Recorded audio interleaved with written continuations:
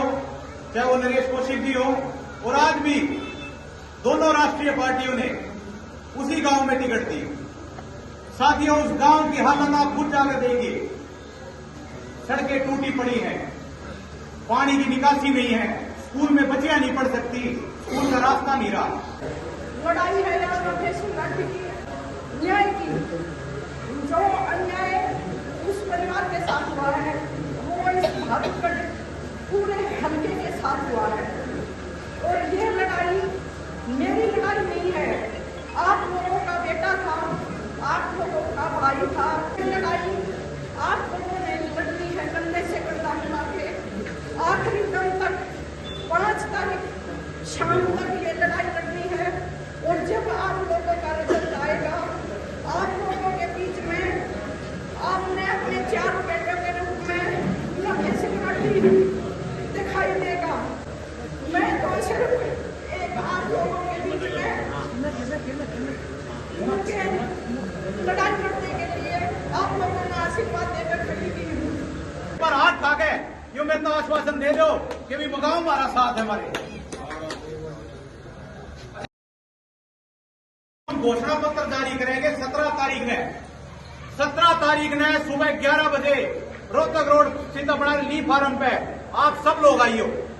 चुनाव जीतने के बाद जो सारा गांव राम खड़ा है, एक बात और कहकर जाऊं, चुनाव जीतने के बाद हमने सरकारी ग्रांट की बात नहीं देखेंगे कि गांव की पंचायत के लिए, दोनों के लिए 11-11 लाख रुपए हम अपने कोष से देंगे।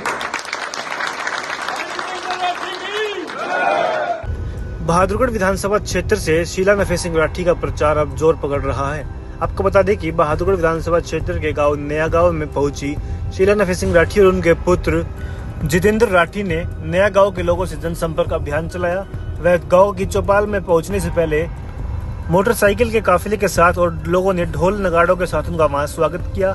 ट्रैक्टर पर बिठाकर जितेंद्र राठी और शीला नफेसिंग राठी का गांव में पहुंचने पर हार्दिक अभिनंदन और उत्साह बढ़ाने का काम किया। आपको बता दें कि शीला नफेसिंग राठी ने नया गांव की चौपाल में ग्रामीणों को संबोधित करते हुए कहा कि पिछले कई वर्षों से बहादुरगढ़ अब सोतेलापन महसूस करने लगा है। पिछले कई वर्षों से बहादुरगढ़ का विकास नहीं हुआ है।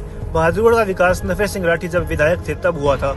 उसके बाद केवल विधायक बनकर अपनी चौधर जमाने का काम इन नेताओं ने किया है। बहादुरगढ़ हल्के की कोई ऐसी गली नहीं जो टूटी ना हो। बहादुरगढ़ हल्के में पीने का स्वच्छ पानी नहीं है। बहादुरगढ़ में स्वच्छ वातावरण नहीं है। गलियों और नालियों का बुरा हाल है। बहादुरगढ़ की जनता को एक ऐसा विधायक चाहिए जो उनका काम कर सके। और अब पूरा बहादुरगढ़ हल्का नफेसिंग राठी परिवार की तरफ आशा भरी निगाहों से देख रहा है। नफेसिंग राठी के पुत्र जितेंद्र राठी ने कहा कि अब हम बहादुरगढ़ के विकास को आगे बढ़ाएंगे, स्वर्गीय नफेसिंग राठी के सपनों को पूरा करेंगे।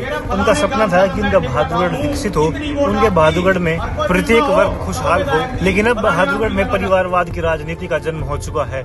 ये लोग अपने केवल चौधर को बचाए रखने के लिए चुनाव लड़ रहे हैं। बहादुरगढ़ की समस्याओं से इनका कोई लेना देना नहीं है। नया गांव में पहुंचने पर शीला नफेसिंग राठी और जितेंद्र राठी का लोगों ने फूलों से स्वागत किया व अभिनंदन भी किया। आपसे बताएं इसका क्या किस तरीके से चुनाव प्रचार चल रहा है और जिस तरीके से आप लोग आज बोलते बोलते आप भावुक भी हुए। जी, जैसे मैं अपना नए गांव में पहुंची, नए गांव में पहुंचने पे जो स्वागत हुआ वो स्वागत देख कर मुझे स्वर्गीय नफेसिंग राठी की याद आई, क्योंकि वो अपना गांव समझते थे नए गांव को। और ये लड़ाई अब मेरी नहीं रही, ये मेरे नए गांव के लोगों की लड़ाई हो चुकी है। और ये जनता ही नफेसिंग राठी को न्याय दिलवाएगी। और रही बात विकास की, विकास जो नफेसिंग राठी ने किए थे उससे ज़्यादा विकास होगा। और जो हमारा घोषणा पत्र है हमारे हल्के के लोगों की डिमांड पर ही रखा गया है। और उस घोषणा पत्र में जो लोग चाहते हैं वो विकास भी होगा और इस हल्के के लोगों की सेफ्टी भी होगी। क्योंकि सबसे पहले तो इस सरकार ने हम ही लूटे हैं। हमारे सिर से ही, मेरे बच्चों के सिर से उनके पिता का साया छीना गया है, मेरे सिर से मेरे पति का स्वाद छीना गया है। Thank you.